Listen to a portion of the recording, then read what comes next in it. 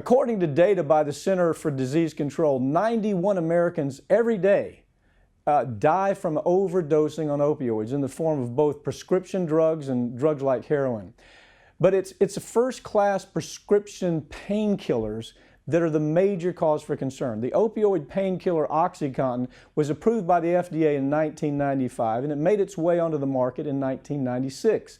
That first year, it pulled in $45 million in profit for that very small drug company, Pharma. At that time, few people had even heard of this drug company, but their blockbuster painkiller was going to make them famous. In just 15 years, their profits from OxyContin had topped more than $3 billion a year and continued to climb. While Purdue was busy counting their cash, they completely ignored the massive death toll that their blockbuster drug was racking up. But OxyContin was just one of the several opioid-based drugs on the market that were getting patients addicted and ultimately causing their deaths.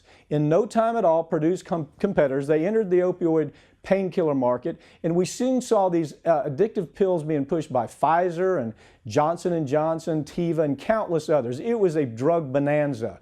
So it's no surprise that in the years since 1999, prescriptions for opioids have quadrupled in the United States, and not surprisingly, deaths from prescription painkillers have also quadrupled.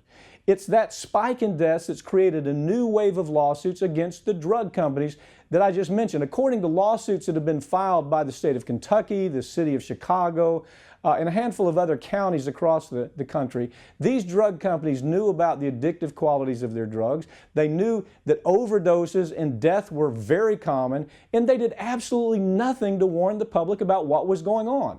The lawsuits allege that as a result of drug companies withholding this information, the cost of hospitalization, ambulances, and treatment fell on the cities and states, and therefore the drug companies need to pay that money back.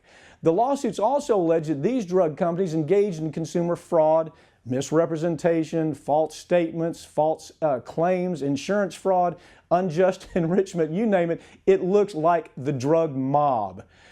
Big Pharma had other plans for dealing with their self-created opioid problems. You see, anytime there's an epidemic in the United States, even one created by the drug companies, you can bet that that drug company executives, that they're working on a way to profit even from that catastrophe that they created. And that's where the prescription painkiller story takes an interesting turn.